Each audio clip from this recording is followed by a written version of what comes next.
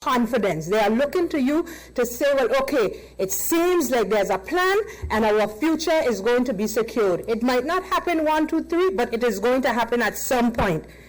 But you're going to have to address your complete holding on how you address even this very parliament. Through you, Mr. Chair.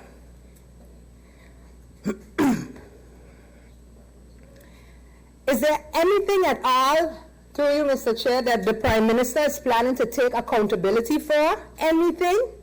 Or is he going to continue to defend every single thing that has gone wrong? The writing is on the wall, Mr. Chairman. Something has gone wrong. A lot of things has gone wrong.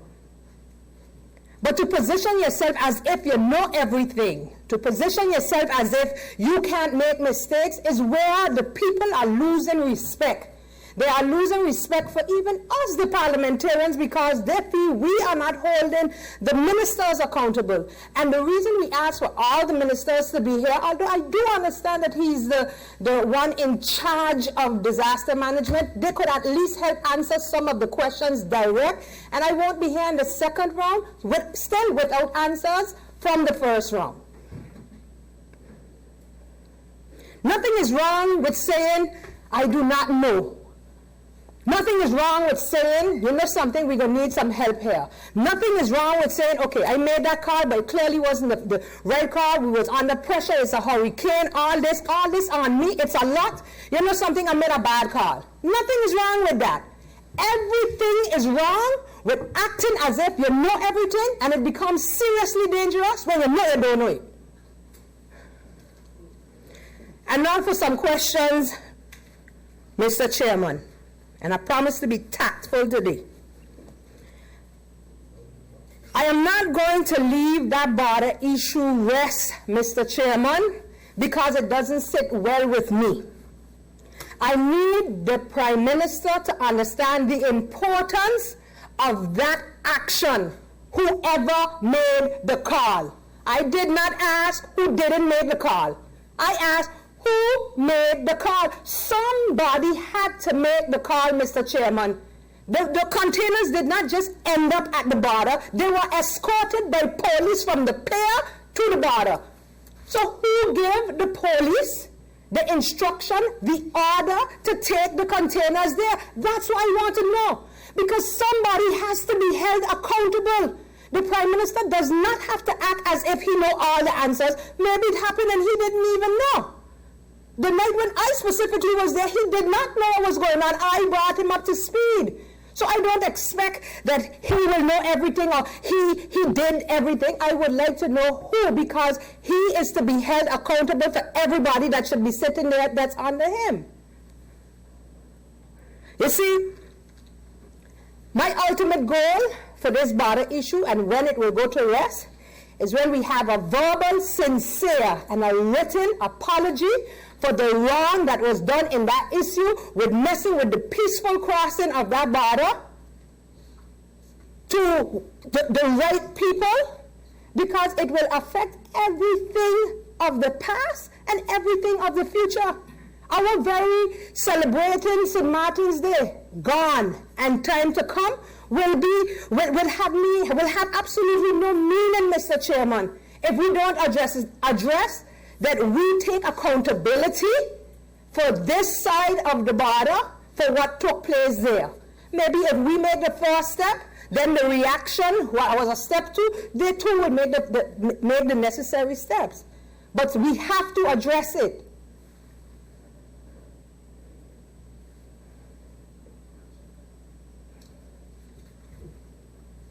I had and have questions from the Education Ministry.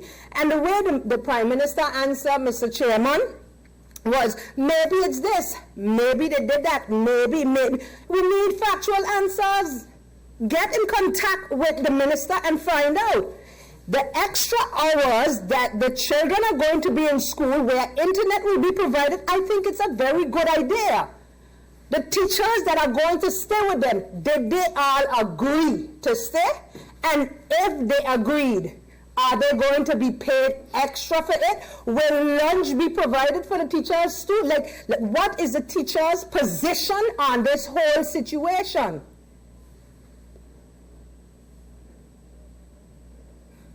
Schools were set to open the 2nd of October, which they did. Very good. But it is my personal, and there are a couple people who share the same opinion, that just the opening of the schools were the big situation. But yes, the schools are open. Yes, there's water, there's electricity, we're working on the other things, but what is the position of the teachers? How are the teachers mentally? They too were exposed to the trauma. In the time between opening the schools and making sure that everything is in place for these students, and I see that we even have lunch and breakfast offered to them, great. But in between there somewhere, maybe something did happen for the teachers, maybe there was a retreat. I know for a fact that an assessment form was shared, and the teachers were supposed to inform of what they've been through, inform of what they lost, and what they got that assessment, okay. But what was done for their mental state, because they have to inspire these students, they have to teach these students. What is the purpose of the assessment that was given? Was it to collect information? Was it for just statistics? Was it to gather the information and then go to the COM to figure out, well, okay, this is what happened to the teachers? You see, having teachers fill out an assessment gives a sense of hope. So does this mean that you are going to actually participate in helping them fix their homes, helping them fix their situation? Because the faster that happens, the better place they will be mentally to continue to indeed teach the children. The lunch that is being provided, the breakfast and the lunch that is being provided for the students.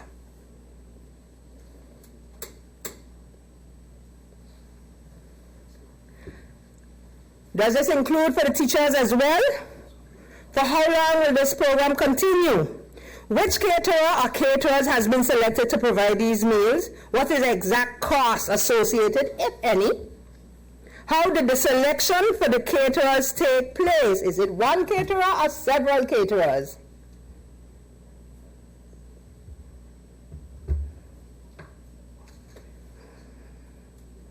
Based on the amount of time lost, will the teachers get extra assistant teachers in the classroom to assist with making sure that all the students are brought back up to speed, and then moving forward that they are on point at the end of the year when they have to sit their exams?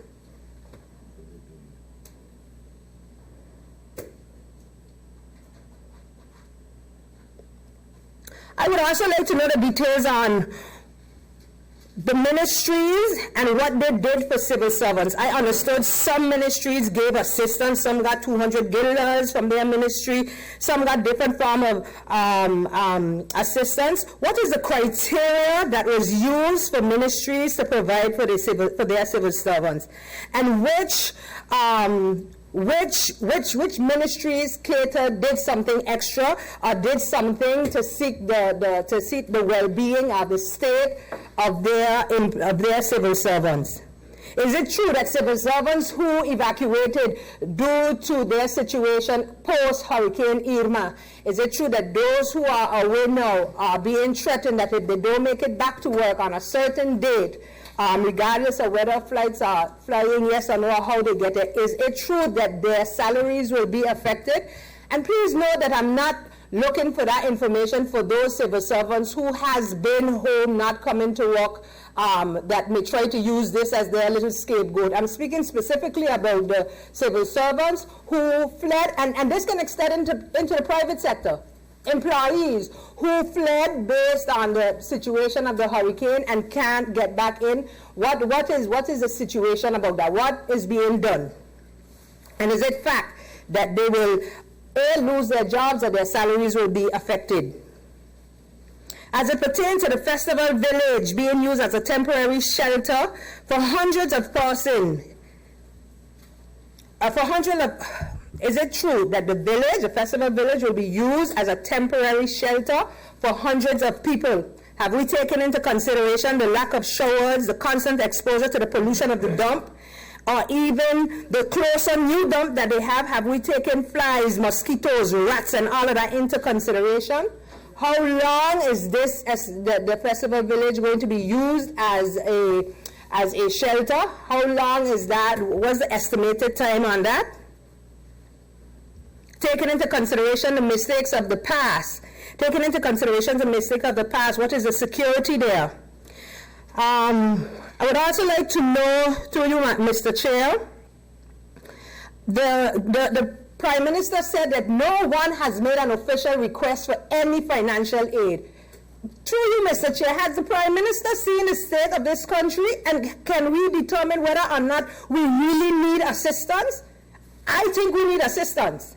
So if an official request has not been made, why? I would like to know what is the amount paid out of post-Irma, what all has been paid, the amount, not just for me with that $4 million, 23 or 4 days after the hurricane, $4 million spent. I would like to know who got paid this money, because I know that the truck drivers and so on had to submit their invoices last week, Friday by 3:30. So who that $4 million was paid to? Exactly who are those companies and for what? What did they do?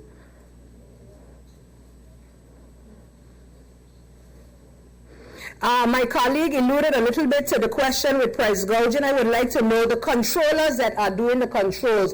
MP George spoke about it, MP Connor touched on it, but how much leverage does the controllers have? What kind of fines can they give? If they catch someone doing wrong, what is the punishment? Did they catch anyone already? And if they did, who are those companies and what were the things doing wrong, whether it's raising price, whether it's selling spoiled food, expired food, what were those situations and who were those companies and what was the punishment? Mr. Chairman, then there are O's and B's on buildings if you're driving Front Street and Back Street. What are those, what does O's and B's mean? How long more will the relief cleanup last? How long will it last? And when is it estimated to stop based on calling it relief? Of course, there's going to be continuous cleaning, but there is a certain amount of time allotted apparently, maybe it's not true, for the emergency cleanup. How long will that? And if it's not true, then it's not true.